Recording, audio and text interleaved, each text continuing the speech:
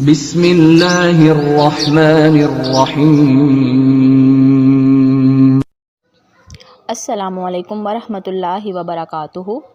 آئیے قرآن سیکھیے تجوید اور ترجمے کے ساتھ۔ ربی اشرح لی صدری ویسر لی امری واحلل عقدۃ من لسانی یفقہوا قولی ربی زدنی علما۔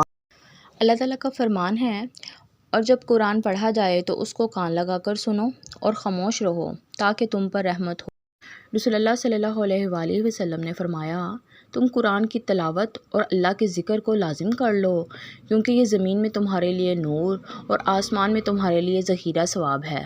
تو آئیے اپنی آج کی ویڈیو کا آغاز کرتے ہیں۔ اعوذ باللہ من الشیطان الرجیم، بسم اللہ الرحمن الرحیم، الحمد للہ رب العالمین،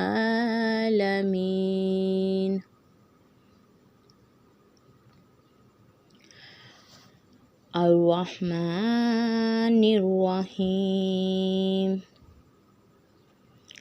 الرحمن الرحیم۔ ترجمہ سنیے۔ الرحمن نہایت مہربان، الرحیم بہت رحم کرنے والا، نہایت مہربان بہت رحم کرنے والا ہے۔ اللہ تعالیٰ کے بارے میں کہ اللہ تعالیٰ بہت ہی مہربان ہیں، بہت ہی رحم کرنے والے ہیں، تو بے شک اس میں تو کوئی شک ہی نہیں کہ اللہ تعالیٰ سے بڑھ کر اپنے بندے سے کوئی محبت نہیں کر سکتا۔ اللہ تعالیٰ ایک ماں سے 70 گنا زیادہ اپنے بندے سے محبت کرتے ہیں، اور اللہ تعالیٰ کی محبت کی اس سے بڑھ کر کیا بات ہوگی کہ بندہ ساری زندگی گناہ کرتا رہے، لیکن جب اللہ تعالیٰ سے سچے دل سے معافی مانگتا ہے تو اللہ تعالیٰ اس کے سارے گناہ معاف کر دیتے ہیں۔ اللہ تعالیٰ بہت ہی رحم کرنے والے ہیں۔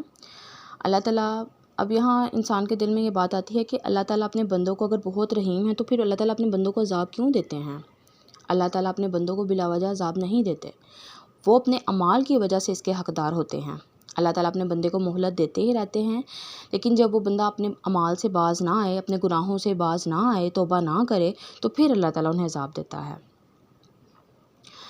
مالکی یوم الدین، مالکی یوم الدین، مالکی مالک ہے، یوم الدین بدلے کے دن کا، مالک ہے بدلے کے دن کا۔ اب بدلے کا دن کون سا دن ہوگا؟ بدلے کا دن ہوگا قیامت کا دن، روز حشر کا دن، اس کو بدلے کا دن کہا جاتا ہے۔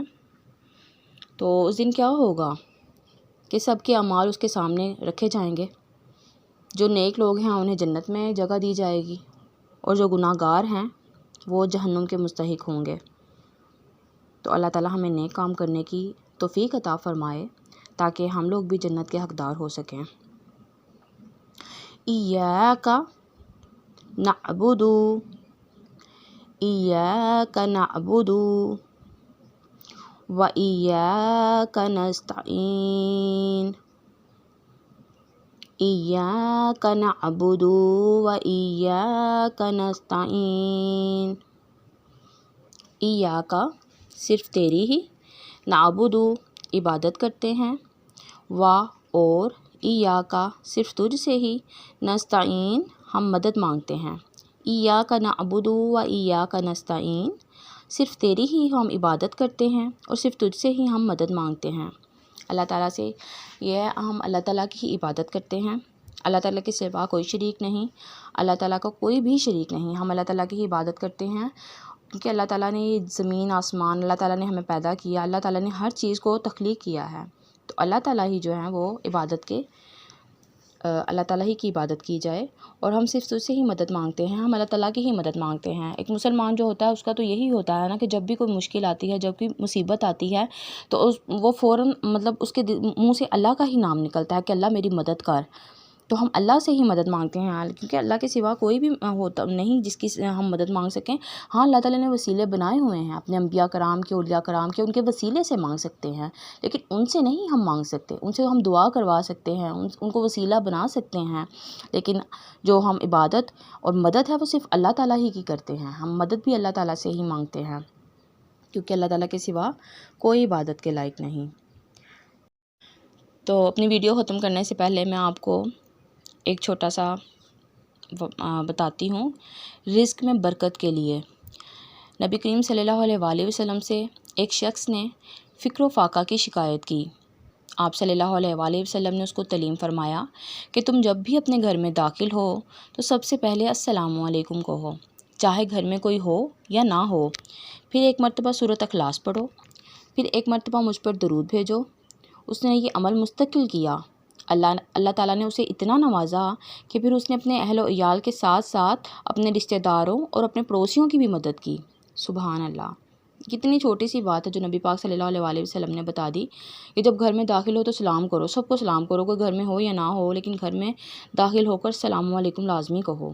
اور پھر کہا ہے کہ ایک مرتبہ سورۃ اخلاص پڑھو، قل هو اللہ احد، ایک مرتبہ سورۃ اخلاص پڑھو، تو کیا اللہ تعالیٰ، اور پھر مجھ پر درود بھیجو۔ سبحان اللہ، حضور پاک صلی اللہ علیہ وسلم نے یہ بھی فرما دیا کہ یہ سلام لے کر اور سورۃ اخلاص پڑھ کر پھر ایک مرتبہ مجھ پر درود بھیجو۔ تو دیکھیں اس شخص نے، صحابی نے ایسا ہی کیا، تو دیکھو اس کو اللہ تعالیٰ نے اتنا نوازا کہ پھر وہ اپنے دوسرے اپنے رشتہ داروں، اپنے مطلب غریب لوگوں کی مدد کرنے لگا۔ تو اللہ تعالیٰ ہم سب کو بھی جو ہے نیک کام کرنے کی توفیق عطا فرمائے، اور ہمیں اپنے نبی پاک صلی اللہ علیہ وآلہ وسلم کے نقش قدم پہ چلنے کی توفیق عطا فرمائے، اور اللہ تعالیٰ ہمیں ہر برے کام سے بچنے کی توفیق عطا فرمائے۔ تو میں اپنی ویڈیو کو اختتام کرتی ہوں اس دعا کے ساتھ کہ اللہ تعالیٰ ہر دیکھنے والے، سننے والے اور سمجھنے والے کی ہر پریشانی کو دور فرمائے، اور اللہ تعالیٰ سب کی رزق میں، روزی میں برکت عطا فرمائے، اللہ تعالیٰ سب کی پریشانیوں کو دور فرمائے۔ آمین یا رب العالمین۔ وما علینا الا البلاغ المبین۔ السلام علیکم ورحمۃ اللہ وبرکاتہ۔